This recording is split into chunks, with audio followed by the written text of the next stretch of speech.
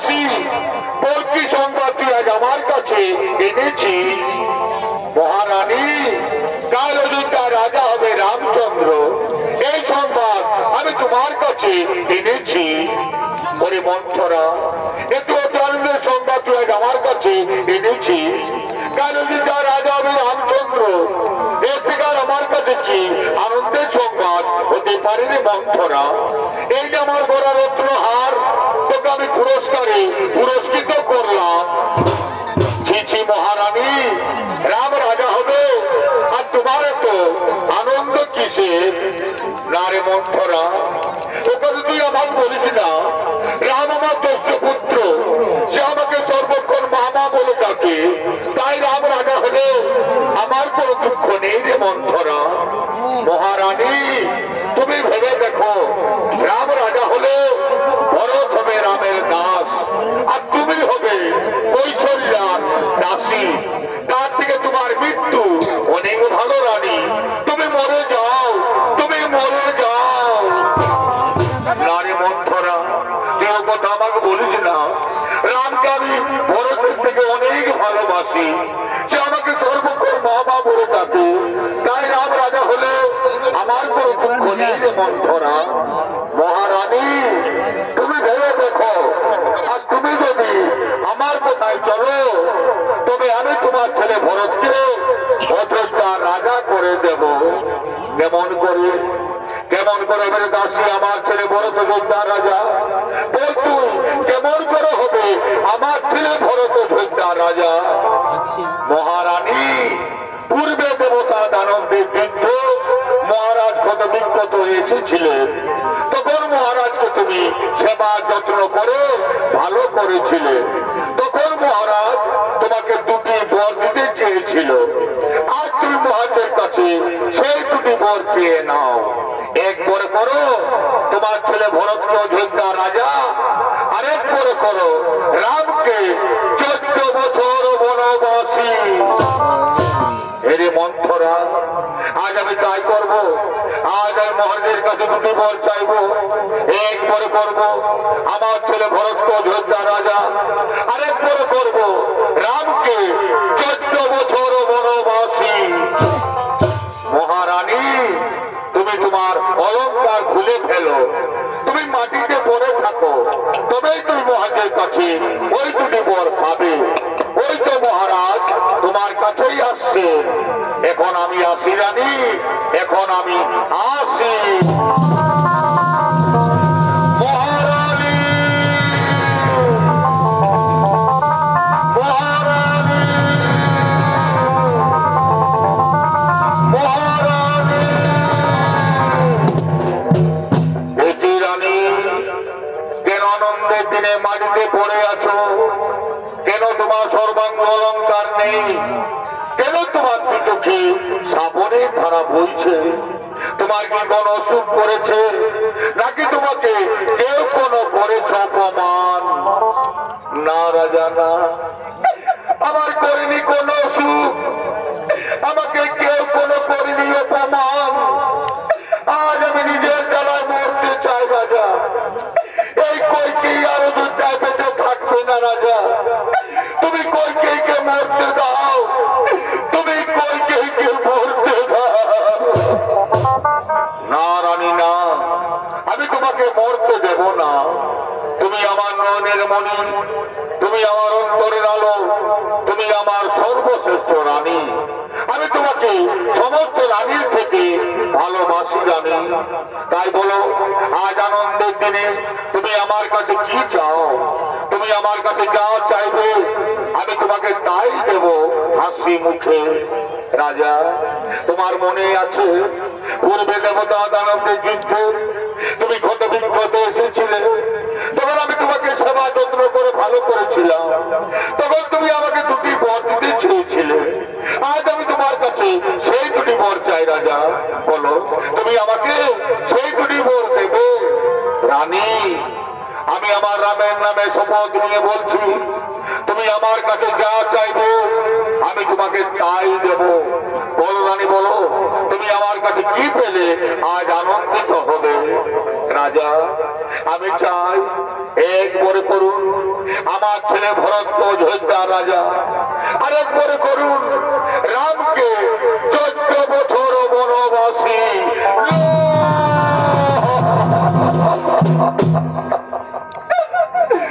না রানী না, তুমি এই বর আমার কাছে চেও না, তুমি অন্য বর আমার কাছে চাও, তুমি অন্য বর আমার কাছে যা চাইবে আমি তোমাকে তাই দেব, কিন্তু তুমি আমার কাছে এই বর চেও না। না রাজা না, অন্য বরে আমার প্রয়োজন নেই রাজা, যদি আপনি আমাকে দেবেন দুটি বর এক বরে করুন আমার ছেলে ভরত অযোধ্যা রাজা, আরেক বরে করুন রামকে 14 বছর বনবাসী।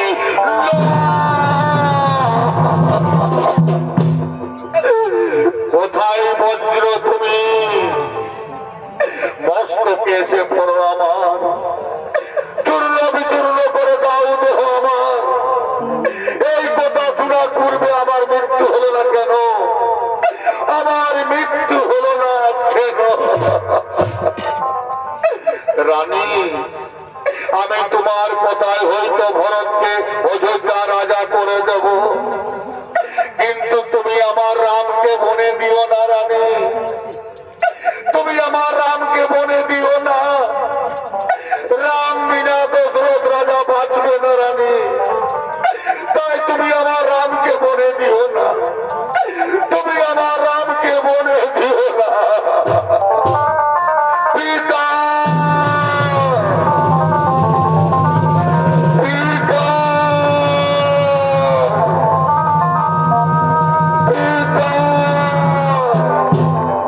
পিতা কেন সিংহাসন ছেড়ে মাটিতে পড়ে আছে? কি হয়েছে আপনার? কেন আপনি আমার সাথে কথা বলছেন না?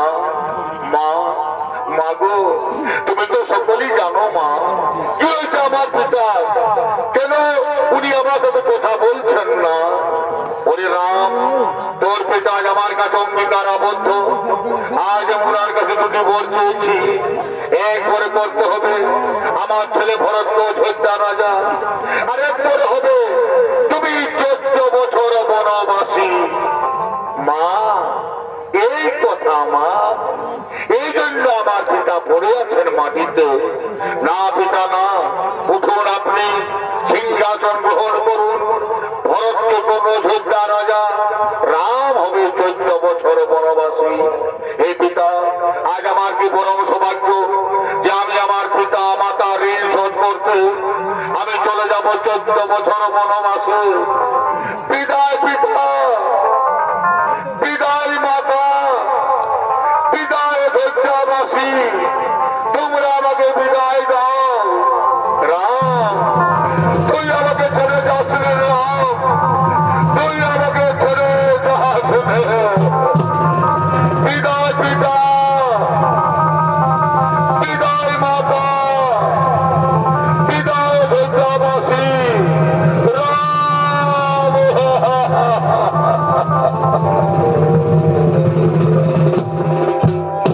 এদিকে রাম লক্ষ্মণ সীতা চলে গেলেন বনবাসে। সেই সংবাদটি অযোধ্যায় মহারাজ দশরথের মৃত্যু হলো। এদিকে রাম লক্ষ্মণ সীতা চিত্রকূট পর্বতে আগমন করছে।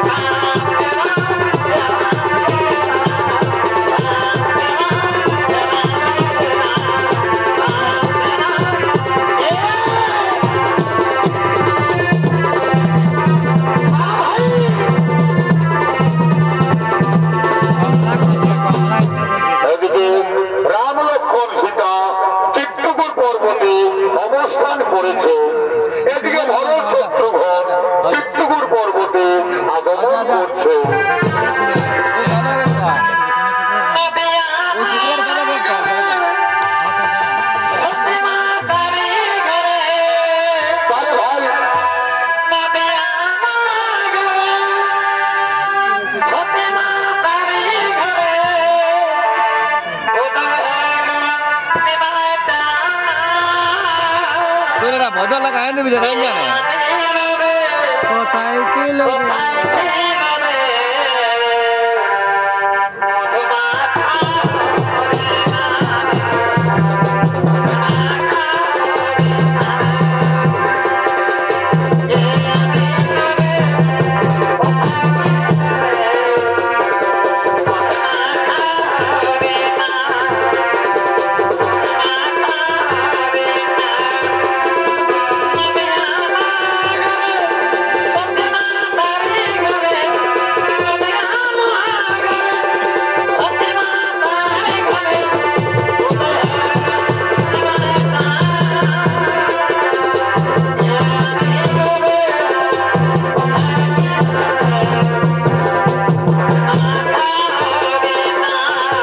ওই বাচ্চারা বলে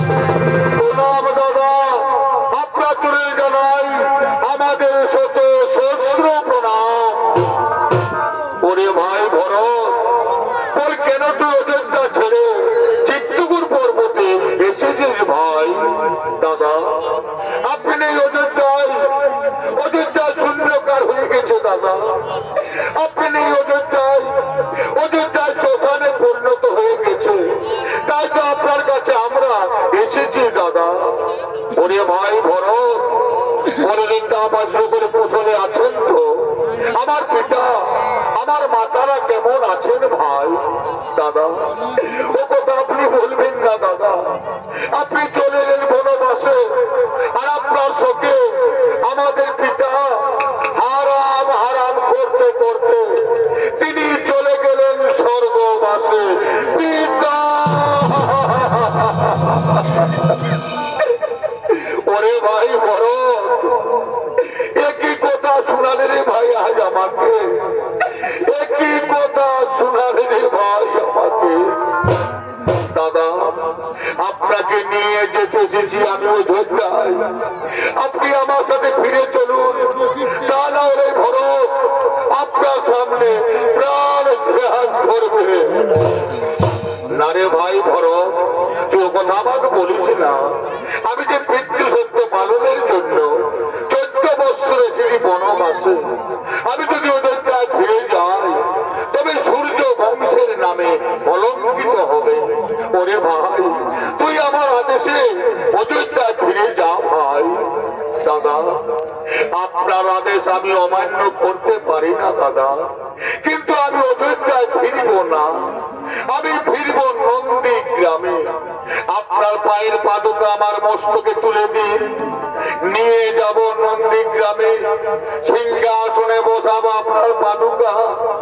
আপনার পাদুকায় হবে রাজা আমি কেবল উপলক্ষ মাত্র ওরে ভাই এই কথা এই না আমার পায়ের পাদুকা দিন দাদা দিন আমার মস্তকে তুলে আমি নিয়ে যাব নন্দী গ্রামে দাদা আজ ভরতের শেষ নিবেদন আমি এক দিন গুনে গুনে 14 বৎসর পার করব যেদিন 14 বৎসর পূর্ণ হবে সেই দিন যদি আপনাকে আমি না দেখি অযোধ্যায় সেদিন আর ভরতকে পৃথিবীর কেউ দেখা পাবে না দাদা সেদিন ভরত মরবে তাকে কেউ রক্ষা করতে পারবে না কেউ না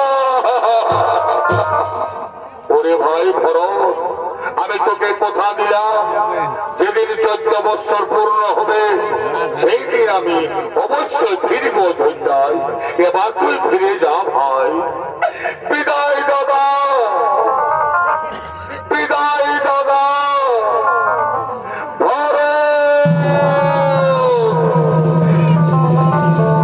বিদায় দাদা।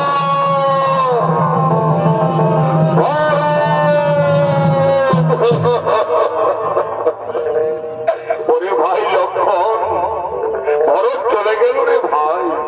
তার কাছে আমরা জানতে পারলাম আমাদের পিতা চলে গেছেন স্বর্গবাসে। তাই তো পুত্রের কর্তব্য হলো পিতাকে পিণ্ড দান করা। ওরে ভাই, আজ আমরা ভিখারি, আজ আমরা অরণ্যের মাঝারে মুনি পত্নীদের কাছে গিয়ে ভিক্ষে করব, তারপর আমরা আমাদের পিতাকে পিণ্ড দান করব। পিতা, তুমি এই ফাল্গুন নদীতে বসে অপেক্ষা করো, আমরা এখন ভিক্ষে করে তোমার কাছে ফিরে আসবো। হে প্রভু, আপনি চলে যান ভিক্ষার্থী, আমি আপনার অপেক্ষায় বসে থাকবো প্রভু।